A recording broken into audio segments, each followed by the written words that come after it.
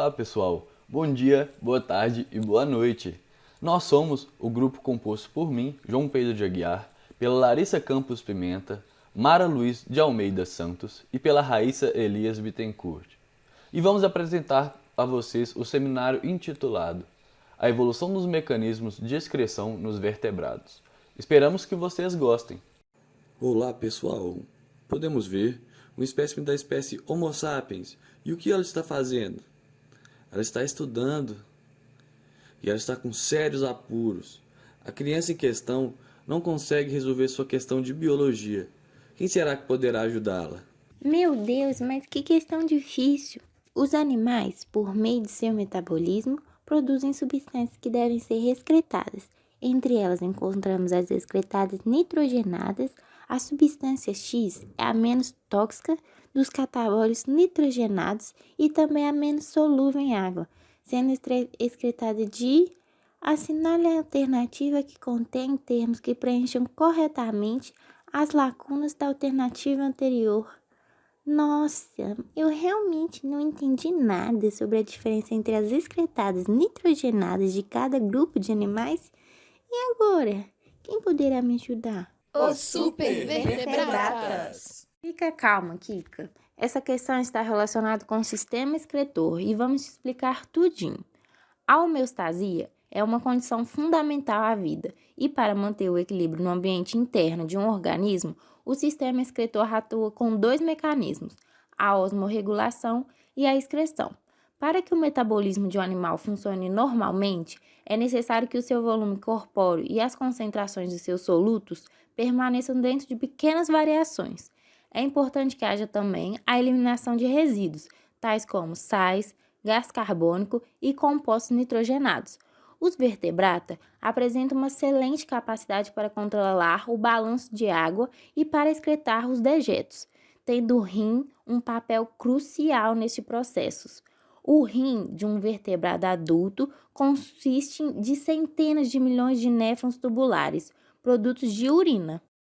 Os componentes excretados na urina consistem, em sua maioria, em subprodutos metabólicos que se acumulam no organismo e que precisam ser eliminados para não interferir no equilíbrio fisiológico do corpo.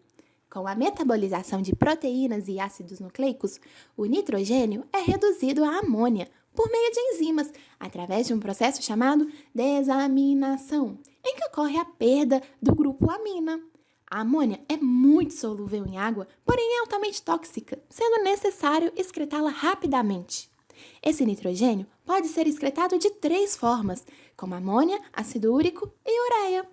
Os animais que excretam predominantemente a amônia são chamados amoniotélicos. Os que excretam o ácido úrico são chamados uricotélicos e os que excretam a ureia de ureotélicos.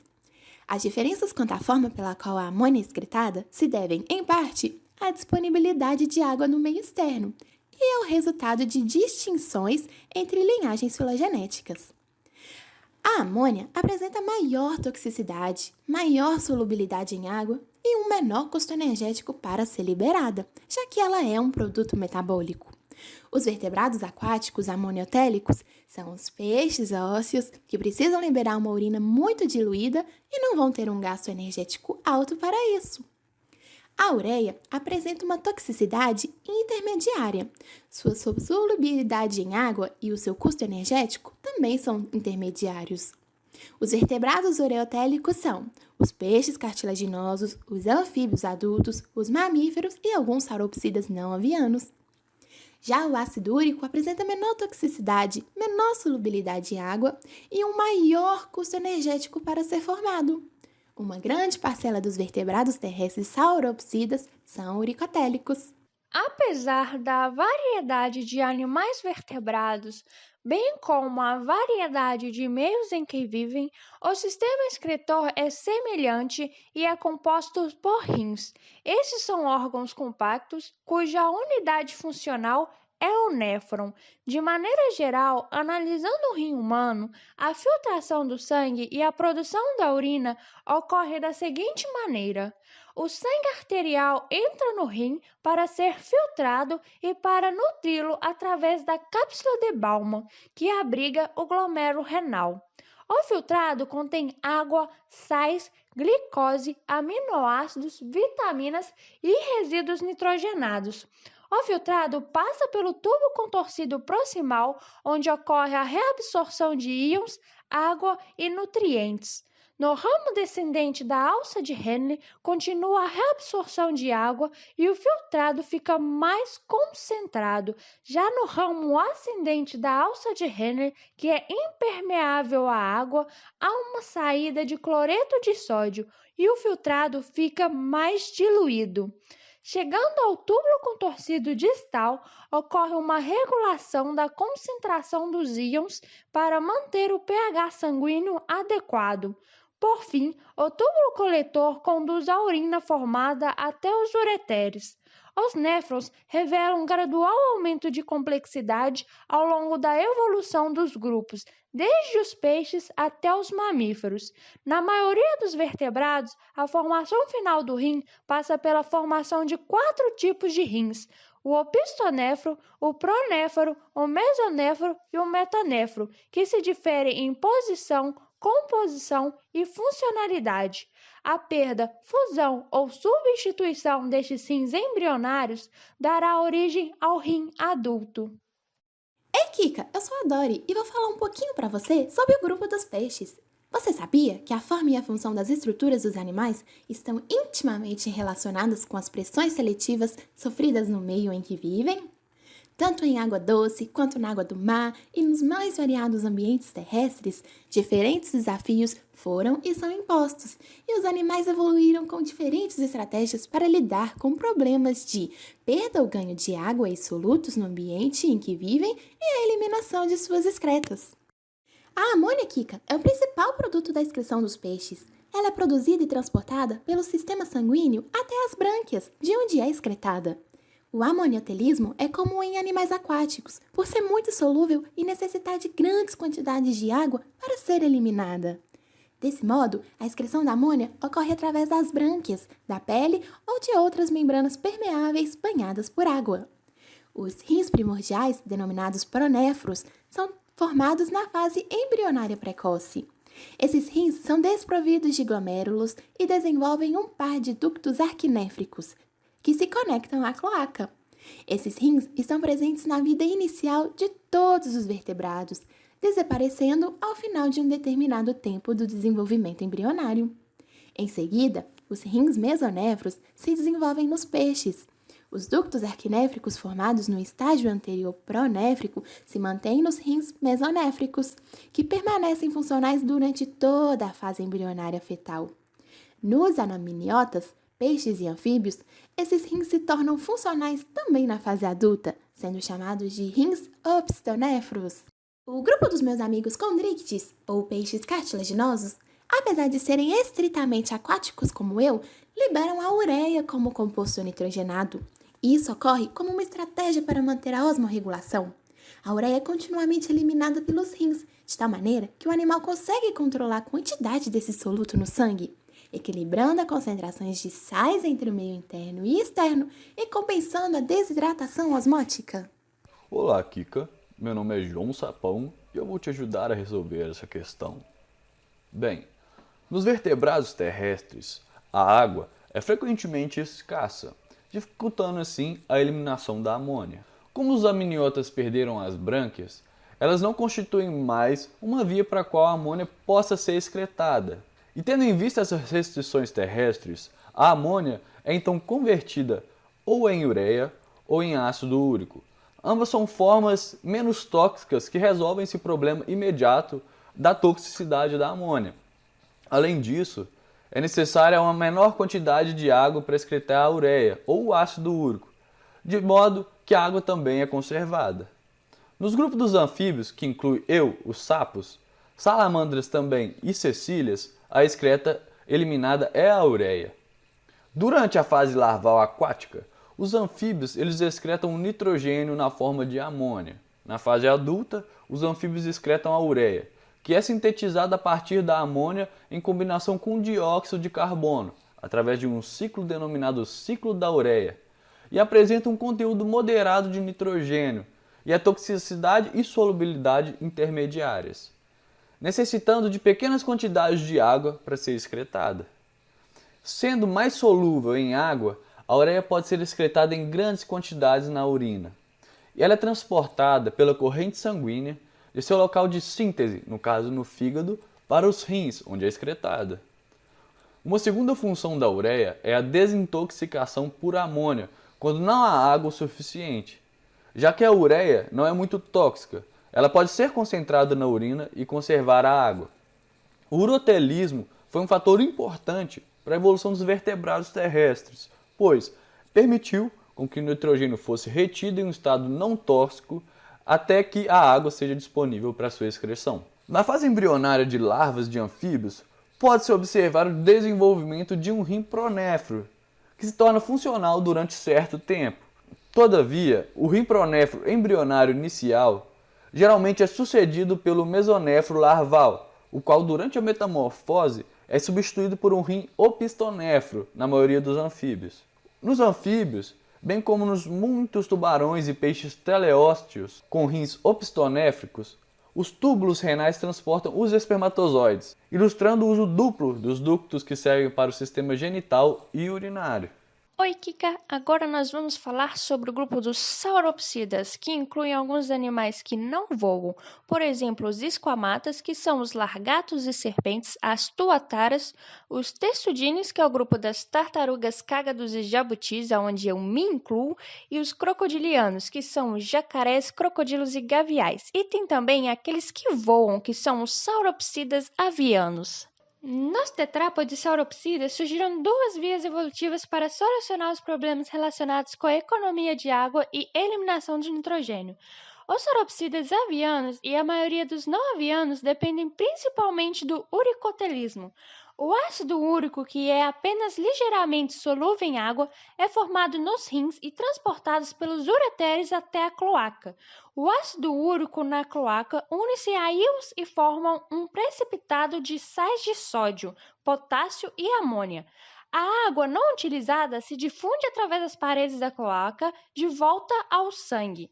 Forma-se então uma pasta de ácido úrico concentrada e quase sólido, possibilitando a eliminação do nitrogênio com pouca perda de água.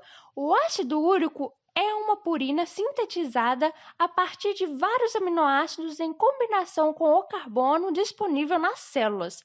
É extremamente insolúvel em água, podendo ser secretado quase como uma massa sólida ou em cristais. Por essas características, é o composto ideal para a excreção de nitrogênio em animais terrestres de pequeno tamanho e submetidos a estresse hídrico, como as aves, a maioria dos répteis pequenos e algumas rãs de ambientes áridos. A habilidade de sintetizar ácido úrico nesses grupos de animais é também importante porque seus ovos estão fechados dentro de cascas impermeáveis e os metabólitos nitrogenados acumulam-se enquanto o embrião cresce dentro do ovo.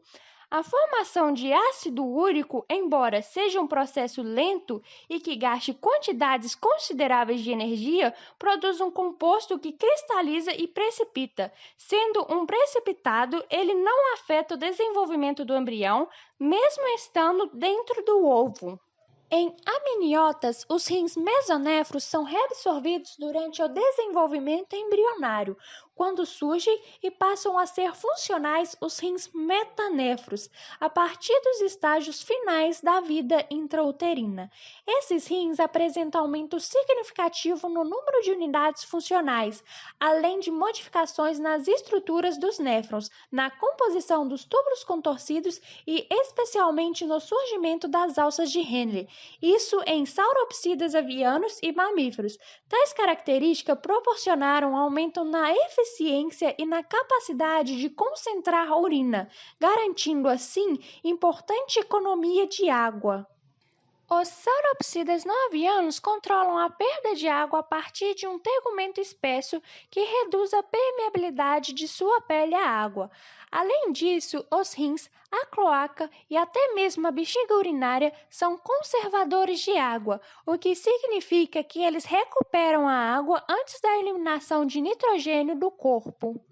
Oi, Kika. Os vertebrados terrestres possuem adaptações alternativas para conservar a água. Nos sauropsidas avianos, em menor grau que nos mamíferos, a conservação de água se baseia na modificação da alça de Henle. A alça cria um ambiente ao redor dos túbulos que favorece a absorção da água antes que ela possa ser excretada do corpo. Em consequência, a urina se torna mais concentrada. Um dos maiores problemas enfrentados pelos mamíferos em sua adaptação aos diferentes ambientes terrestres é a retenção de água. Os mamíferos seguiram uma via evolutiva diferente para lidar com a eliminação do nitrogênio. Eles dependem, em grande parte, do ureotelismo, que é a conversão da amônia em ureia, e excretam a ureia como principal resíduo nitrogenado, pois é uma substância solúvel em água e bastante difusível através das membranas vivas, podendo atravessar até mesmo a placenta. Ou seja, os rins dos mamíferos acumulam ureia e a excretam como urina concentrada, desintoxicando assim a amônia e conservando a água. Os rins dos mamíferos produzem uma urina de 2 a 25 vezes mais concentrada que o sangue. Os rins metanéfros apresentam diferenças na composição da urina que produzem, especialmente no que se refere às excretas nitrogenadas. Esses rins apresentam um aumento significativo no número de unidades funcionais, os néfrons. Uma modificação marcante do ponto de vista evolutivo foi o surgimento da alça de Henle, que proporcionou um aumento significativo na capacidade de concentrar urinas em níveis osmóticos superiores ao do plasma sanguíneo, garantindo assim uma importante forma de economizar água. Muita informação, não é mesmo, Kika? Fica até difícil memorizar. Nós, os supervertebratas, te explicamos em detalhes sobre os principais compostos nitrogenados excretados por nós amigos vertebrados. Mas o que não mencionamos é que os peixinhos ósseos como eu, os anfíbios e os sauropsidas também podem excretar a ureia, além da amônia e do ácido úrico. Deixa eu te contar melhor, baseado no que eu li nesse super artigo. A ureia apresenta várias vias metabólicas, ou seja, pode ser produzida de diversas maneiras, através da via primária, que é o ciclo da ureia, por meio da degradação da base nitrogenada purina em peixes e anfíbios, e a partir da metabolização do aminoácido essencial arginina. Além disso, a ureia apresenta diversos papéis fisiológicos em nós vertebrados. Ela pode ser fonte de nitrogênio para bactérias que vivem em simbiose no organismo de alguns animais. Auxilia na osmorregulação dos meus parentes, peixes cartilaginosos, e no selacanto. Em anfíbios, é usada como um regulador metabólico em situações de estresse hídrico, além de sua função principal nos mamíferos, de reduzir a toxicidade da amônia. Você acredita que o peixe-sapo do Golfo usa a ureia como uma capa química de proteção contra predadores? Incrível, né? Para que ocorra a difusão facilitada da ureia através das membranas biológicas, é necessário a presença de UTs, ou transportadores de ureia, que inicialmente foram descobertos em mamíferos e, posteriormente, em outros táxons ou grupos de animais. Isso se deve porque grande maioria dos vertebrados excretam a ureia, mesmo que modestamente. Percebe, Kika? Estudando apenas um transportador de ureia ancestral e seus homólogos, é possível estabelecer relações de filogenia e parentesco entre todos nós, os supervertebratas. Continue a estudar, continue a estudar. Então, nossa, depois dessa aula ficou muito fácil resolver essa questão. Agora sei que o ácido úrico é a substância menos tóxica dos catabólicos e a menos solúvel em água, e também que ela é excretada por répteis e aves. Muito obrigada, supervertebradas. Aprendi demais com vocês. Agradecemos pela atenção. Muito obrigada. Essas foram as referências que os supervertebratas utilizaram.